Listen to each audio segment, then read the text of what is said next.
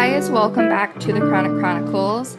I'm your host, Lexy Halloran, and today we have a solo episode. It's been a minute since we've done a solo episode like this, and I feel like every time I come back to doing one, it's because there's something that I just can't stop thinking about.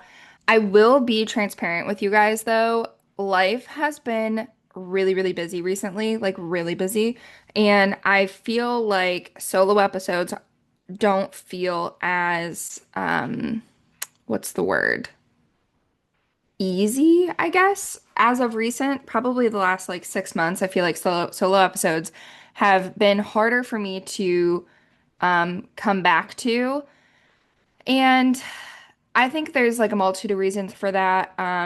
But I think the biggest reason is just like being busy and not having when you're like super busy and you have chronic illness flare-ups, it's your creative juices are just not flowing. And I feel like that's been the biggest hurdle for me.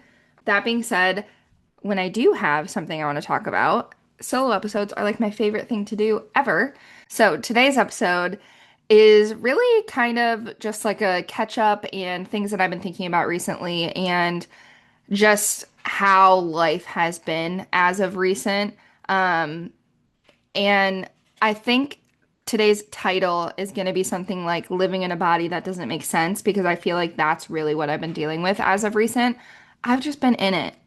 Like really living in my body, navigating symptoms, trying to figure things out, and not always having clear answers. Actually, backtrack, never having clear answers. And I just kept thinking, I don't even know how to explain this. Like, this is a topic that I want to talk about, but I don't even know what to say. I don't even know how to explain it. But then I realized that's exactly the point. Because what I've been feeling lately is really this deep sense of living in a body that just doesn't make sense. And I don't mean that in a dramatic way. I mean that in the most literal day-to-day way. Like you wake up and your body feels completely different than it did the day before. You eat something you've eaten 100 times and suddenly it causes symptoms. Suddenly you're bloated from it. You go for a walk like I do every single day, or you work out, or you try to do something good for yourself. And instead of feeling better, you feel worse. And it's like, where's the consistency? Because I think most of us grew up believing if you take care of your body, then your body will take care of you. And when that doesn't happen, it creates this really unsettling disconnect within your own body. And quite frankly, you start to kind of think that you're just carrying around this meat sack, essentially. Um, and that's really how I've been feeling. And I feel like I've really just been sitting in that lately because right now I'm navigating a lot, okay? Like chronic illness wise, I'm navigating endometriosis, PCOS, POTS, chronic back pain, ADHD, OCD, all of these things that are intertwined with each other, but all complex and frustrating. And then I'm also navigating a career, something that you guys have seen a little bit of, but like not too much. The podcast, um, and also wedding planning. So it's just a lot. I feel, and by the way, I want to say in no way am I complaining about the life that I have. I'm super grateful, super grateful. But I believe that you can have duality in life, and I think that you can be grateful and overwhelmed and busy at the same time, and really happy, but also chaotic. And that's kind of how I've been feeling. And it just feels like every single day I'm trying to figure out, okay, what does my body need today? I wake up in the morning and I try to be very like direct with my body and say, okay, what do you need from me today? And the answer is never the same. Like even recently I've been trying to get more into a routine. I say recently, but I feel like probably the past 2 years I've been trying to get into a routine. And I like will get into a routine, I'll stick with it for a little bit, and then I'll have a major flare, or I'll travel, or something comes up, and then I'm out of a routine, and then I have to get myself to go back into it. And I'm almost in this like routine of trying to get into a routine, if that makes sense.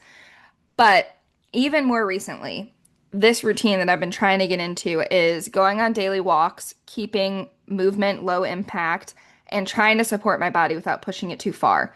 while also trying to also get in water, nutrition, supplements, medication, all of the things. And there are days where a walk feels amazing. And then there are days where I'm like, why does this feel harder than it should? And when I say I feel like walking on a straight road, no hills, but it feels like I am quite literally walking uphill. Like my body feels heavy. It feels like I have to like push myself to get on this walk and I'm not walking up a hill. I'm walking in a straight line and it feels like I'm walking up a hill, like literally, legitimately. Why I just don't, it's mind-boggling to me that like that can feel like so much. And even something as small as a coffee. I used to always get mochas, like that was my thing. Anybody that knew me knew that I was one, addicted to coffee, and two, specifically addicted to mocha lattes. And recently I've been switching to cappuccinos, trying to be more mindful of sugar, just small changes that feel supportive. And quite frankly, this switch from a mocha to a cappuccino took probably a year, which is insane when you say it out loud because you're like, okay, girl, get it together. Just drink the cappuccino. But like it didn't taste good. But now, delightful. Like actually, I can't even, like the thought of drinking a mocha latte at 6 in the morning sounds disgusting now because I'm like, oh my God, that's so much sugar right in the morning. But I used to do that every day. So, I mean, the small shifts are working. It just takes a really long time. And it's funny because even switching from the mocha to the cappuccino, like the reason that I did it was to try to help my sugar intake and balance blood sugars because of insulin resistance, because of PCOS, a whole thing. And I kind of start thinking like, is this even helping? Is this doing anything? Am I overthinking this? Like every little decision that I'm making for my life and my body starts to feel like it matters way more than it should. And then on top of all of this, I'm in a season of life where there's just a lot happening. And again, I'm not complaining. It's going to sound like complaining, but I'm really just talking to you guys, being real with what's happening. But I want to preface that I am not complaining. I'm extremely happy and grateful.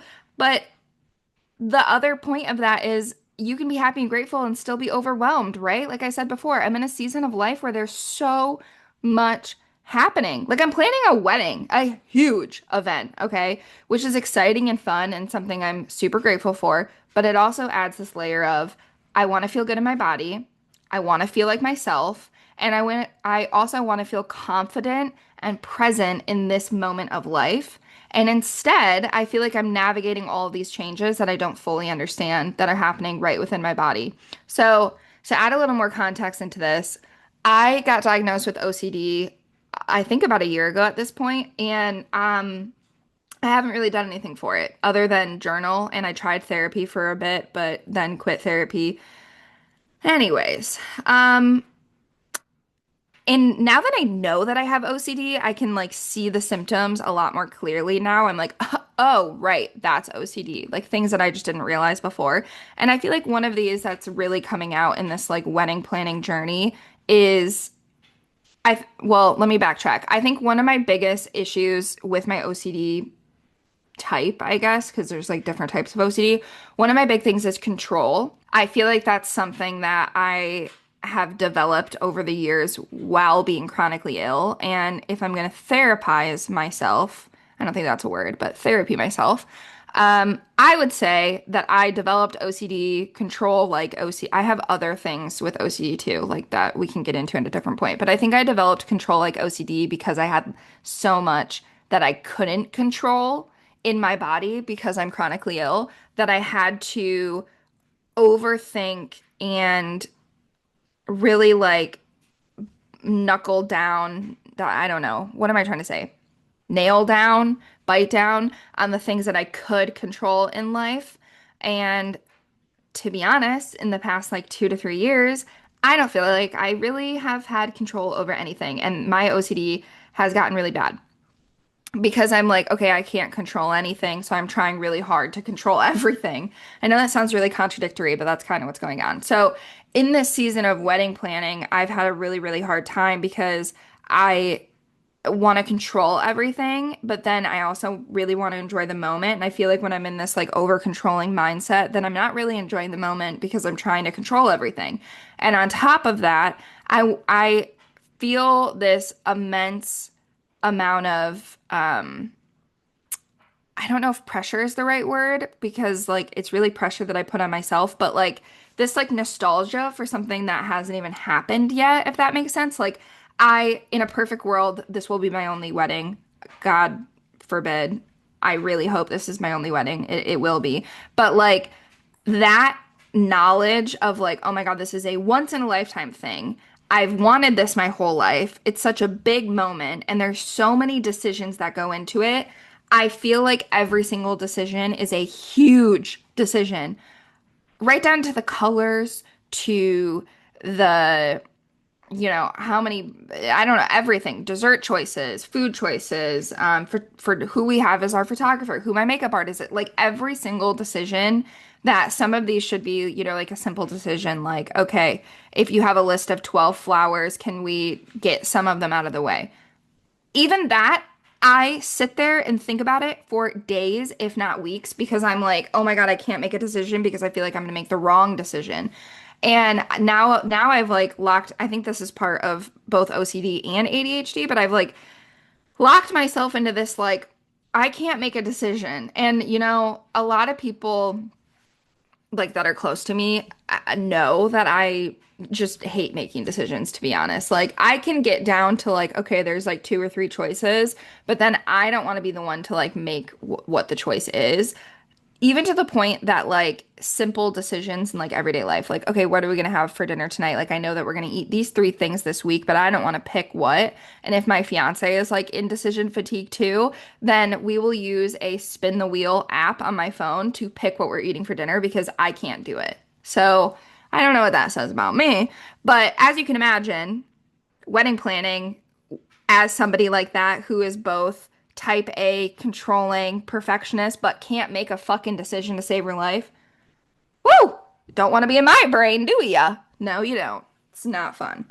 But it is also really fun at the same time, okay? Like, I love it. I love the wedding planning process, but also I'm like, I don't know what the hell I'm doing, okay? Anyway, so going back to the other layers related to chronic illness, like PCOS and endo, I really want to feel good in my body and I want to feel like myself and I want to feel confident and I want to feel present in the moment. And then there's like this weight piece that goes really hard for me lately. And I know that I have talked about this briefly on social media, how like I've gained a lot of weight in the last 3 to 4 years, probably most likely due to PCOS and hormonal issues. And now I have insulin resistance and yada yada. But this weight piece is really, really hard for me lately in this like whole wedding situation because I have been trying, like intentionally trying, moving my body in ways that feel accessible, being mindful about food, not restrictive, but aware. And quite frankly, I've been trying for far longer than I've been engaged. Like I've been trying for a long time. And instead of feeling like my body is responding in a positive way, I've gained weight, more weight.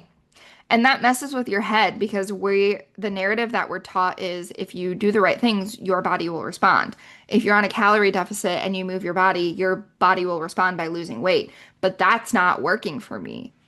It hasn't worked for me for a long time.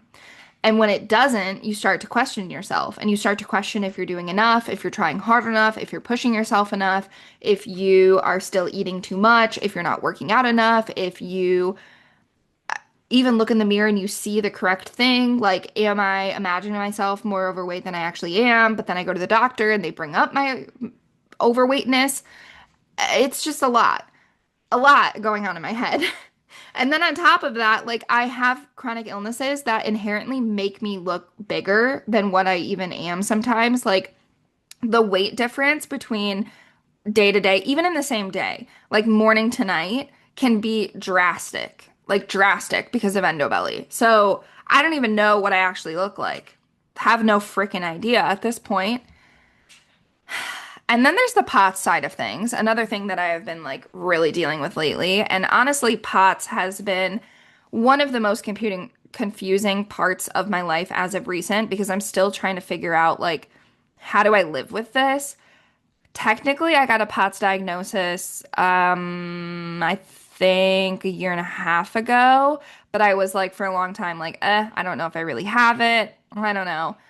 And now I 100% believe that I do have it. I agree with the diagnosis, but I don't really know what to do about it because there's a lot of like confusing situations with that. So, summarized version of it. Summarized version. I have been dealing with racing heart, like tachycardia, for probably 7 years. And I can remember like the first situation that I was like, oh God, I think I have to go to the ER. Like something's wrong. So it was my, I think, junior year of college. I was out on a walk and just like a fast-paced walk, okay? Not even like a run, just fast walking. And I was wearing my Apple Watch and all of a sudden I was like, "Oh God, I feel like my heart is like beating really fast." And I felt kind of weird, felt a little bit lightheaded. And then I looked at my Apple Watch and my heart rate was 190, okay? On a walk. A walk, okay? 190. And I was like, "Oh God, like that doesn't seem normal." And I just like I felt like my heart was racing, but I felt okay overall. I just felt like a little bit like dizzy and I was like, maybe it's like hot, I don't know. Well, that happened like two more times in I think like a 2 week span. And then I was like, I think I need to go to the ER. Like I think something's wrong. So I go to the ER and long story short, they ended up putting me on a Holter monitor for 48 hours. If you don't know what that is, you basically have like a heart monitor stuck on you for 48 hours. And they, if I can remember, this was a long time ago, but if I remember correctly, there's like a little like button you push when you feel like symptomatic and it will record that. So I did that and then I got referred to a cardiologist. We did an echo, we did a stress test, and they reviewed the Holter monitor. They diagnosed me with a mitral valve prolapse, but then told me that a lot of people have mitral valve prolapse and it doesn't cause symptoms. Like it wouldn't cause the symptoms that I was having. And then what happened next? Oh, I did the stress test, I did the echo, all that stuff. The stress test went okay. He just said that like my heart rate does get really high when I'm exercising. And he was like, I think I was 20 at the time. And my cardiologist was like, oh yeah, this is normal for 20-year-olds, like getting high heart rates. And I'm like, okay, but like 180, 190, like I'm not running, I'm walking fast. And he was like, yeah, this is normal, blah, blah, blah. That was it. I, I was like, okay, I don't know what to do with any of that. There was no like, okay, this is what you do for it, nothing. At the same time, for years, I had been getting what I thought were panic attacks in my sleep. And I'll explain it a little bit. So, pretty much for as long as I could, I mean, high school maybe is when they started. I don't know, but I remember them happening in high school. I would wake up in the middle of the night and think that my bed was shaking. And I actually like would think, I don't know, in my brain, I was like, oh, is this an earthquake? Like, what's going on? And I would be like half awake. And then when I would finally wake all the way up, I would realize that it's actually my heart racing. And then I would sit there and like be like, oh God, I would almost induce a panic attack because I was like, oh my God, my heart is racing so much. And I was young, right? Like I didn't realize that it wasn't a panic because like the way that I explained it to my therapist when I was in high school, she was like, oh yeah, you're having panic attacks. Also made sense because I had a lot of things happening in my home life that I just it made sense to have a panic attack, I guess. Even though when I was waking up, it wasn't like I had a nightmare or a dream or something like that that felt panic inducing. And now that as I'm an adult and I've had these like night racing heart things for a long time, I've come to realize that that's not ever what it actually was. It was I would wake up because my heart is racing. And then because my heart was racing, I would panic about it and then think that I'm having a panic attack because I had like anxiety from waking up with a really fast heart rate, if that makes sense. So, but when I was a teenager, I didn't realize how to explain that in the proper way because I didn't know what was going on. Also, because I was told that they were panic attacks, I didn't think that that was like knowledge that my cardiologist would need to like diagnose me with something, so I never said anything. Well, then, so fast forward after the initial cardiologist appointment where they were like, oh, yeah, you have a mitral valve prolapse, but it doesn't cause these symptoms. Like, nothing we can do. You're good. Everything's fine. That was when I was like 20. So fast forward probably about a year later, year and a half later, it was right before COVID. Um, I was on Orlissa for endometriosis, which if you don't know what that is, it basically induces menopause. And I was having a lot of like shortness of breath symptoms. I was feeling like absolute shit. And I started passing out. It only happened, I think I only passed out maybe like 3 or 4 times. I think it was less than 5 times. So probably 3 or 4 times. And I went to the hospital about this. One of the times I was actually driving and I felt this like, so before anytime before I would pass out, I would get what I know now is pre-syncope symptoms, but I didn't know what they were back then. Um, and I would get like really hot. I would feel flushed. I would get like dizzy, like start to like get tunnel vision, all of that stuff. I had no idea what any of that was. So I've had presyncope a lot, and I had presyncope a lot then too. Like this had started, after this initial cardiology appointment. And so I'd only like actually passed out 3 or 4 times. What was I saying in this story? Oh, so I was driving and I started to get these pre-syncope symptoms that I didn't know what they were at the time. And I pulled over and I called my fiance, my boyfriend, but my fiance now. And I was just like, hey, I'm getting these like weird things. Like I feel like I'm gonna pass out again. And he's like, okay, well, don't drive anymore. Like you should go to the ER. So I went to the ER and I was there. I actually passed out in the ER, but it was right after they gave me an IV and they were like, "Oh, it's because you got an IV. Like you're just passing out from anxiety." And I'm like, "Dude, I'm chronically ill. I've been in and out of the hospital my whole life. I've never once passed out from an IV ever." And they just didn't believe me. They didn't do anything about it. And I was like, "Okay, well, I don't know what to do. I was here for passing out and now you're sending me home because there's like nothing to do." After that, I did another 48-hour Holter monitor. So that was like probably a year and a half after the first one. Um, Again, they were like, oh, you have tachycardia, but like normal, didn't say anything else. And then that leads us into COVID, which I had like shortness of breath and passing out things and high heart rates. And essentially for the whole time of COVID, no one would see me for any of those symptoms because they're like, oh, you can't come to the doctors because you have shortness of breath. And I'm like, I don't have COVID though. So nobody helped me during that whole time. And then right after COVID, I went to graduate school. So I moved states and I had to find a new doctor. Again, didn't really get help there because I was like I was trying to work through like campus insurance plans. So then fast forward, I've still been dealing with all these symptoms though. Okay. The night waking up has been like the biggest thing throughout all of this. I haven't really like passed out since then. I now like after all of those initial pass outs, I started to learn like when I was gonna pass out and I would sit down. I would basically like stop the fainting before it would happen because I realized that like I knew when it was gonna happen because of the pre-syncope symptoms. Um, so I haven't passed out officially, fully like lost consciousness since then. It's been what, like 5 years, I think. But I've had a lot of pre-syncope episodes. So then fast forward to May 2023. I moved to Washington.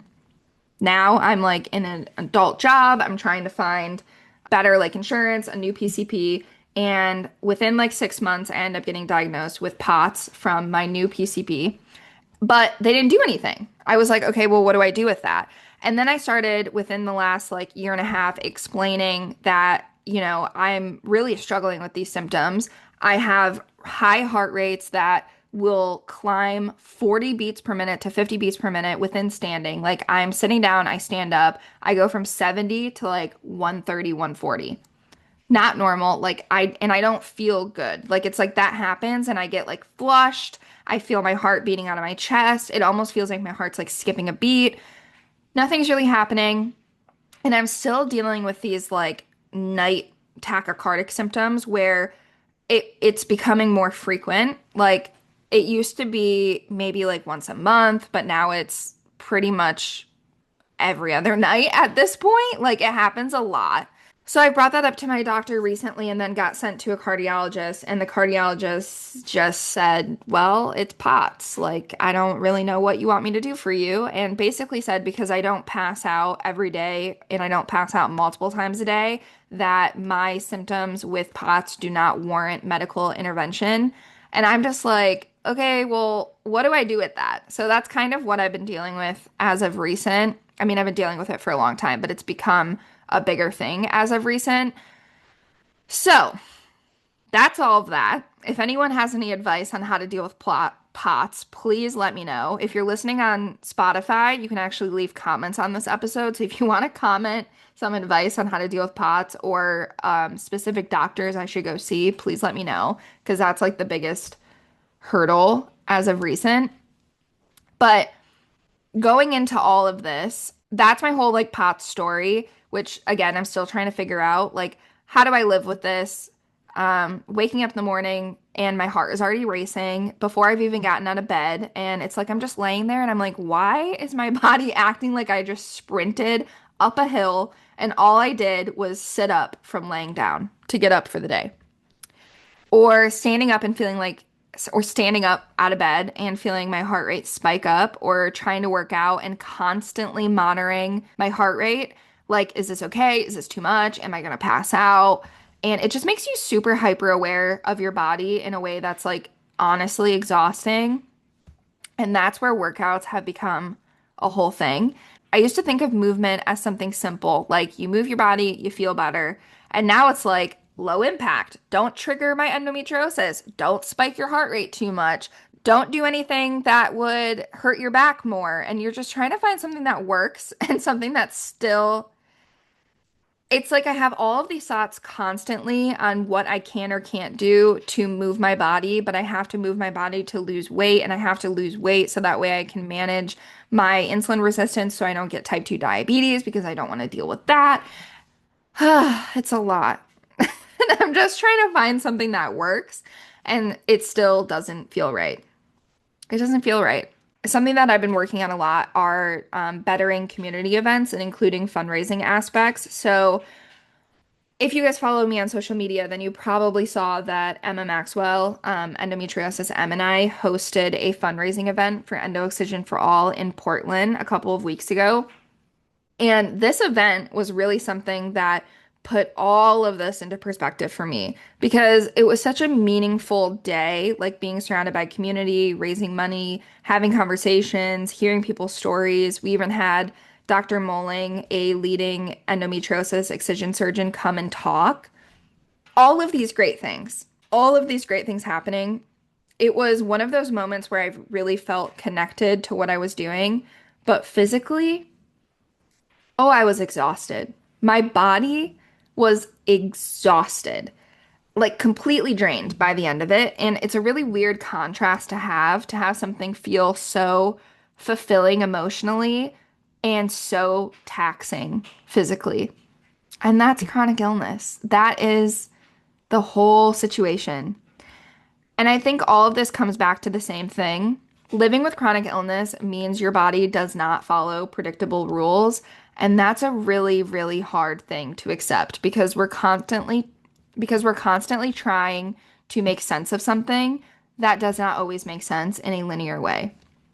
And this is where the science piece has actually helped me a lot, not in a way that like fixes anything, but in a way that kind of gives context to my brain because we're not dealing with one system, right? Medicine and the medical system tends to break your body down into systems and think of them in a very like linear, singular way, as in like, oh, okay, you're having heart rate symptoms, we're going to send you to the cardiologist who only deals with your heart. But in reality, when we're talking about chronic illness, especially people who have multiple chronic illnesses, which by the way is most people who are chronically ill, we're dealing with a lot of complex systems that are all intermingling. We're dealing with inflammation, hormones, nervous system regulation, immune responses, all interacting at once. So, of course, it doesn't feel simple. Of course, there is no simple way to deal with any of this. And yet, the way we approach healthcare is so separate. You go to the specialist for one thing, another for something else. And it's like, do you guys talk to each other? Do you ever talk to each other? Because I'm experiencing this as one body, one system, okay? I know I may have four different chronic illnesses, but I am experiencing all of these symptoms as one body, okay? One meat sack that has tended to feel like my body recently. But chronic illness is still happening in one person's body. So, something I've been trying to shift into, instead of thinking my body doesn't make sense, it's not mine, I've really been trying to think that my body is one thing, one system that is responding to more than I can physically see and more than I can probably feel. And if you're listening to this and you feel like you're doing the right thing and nothing is working, you are so not alone and you're not failing. I feel the exact same way. Living in a body that doesn't make sense is extremely difficult, but it doesn't mean that your body is against you. It might just mean it's more complex than we've been taught, and it's more complex than society allows us to think that it is. And we're still learning how to understand it. If this episode has resonated with you, I would love if you shared it with someone who might need to hear it. Make sure you're following along on Instagram at Chronic Chronicles Pod. I've been sharing more of this in real time over there. If you hang out on social media with me, then you would probably see that I share a lot of candid, everyday, vulnerable thoughts and things that I'm going through on my stories. And then we have a lot more like real time conversations there. So make sure that you're following along. And as always, thank you so much for being here. I love you all so much. I will talk to you next week.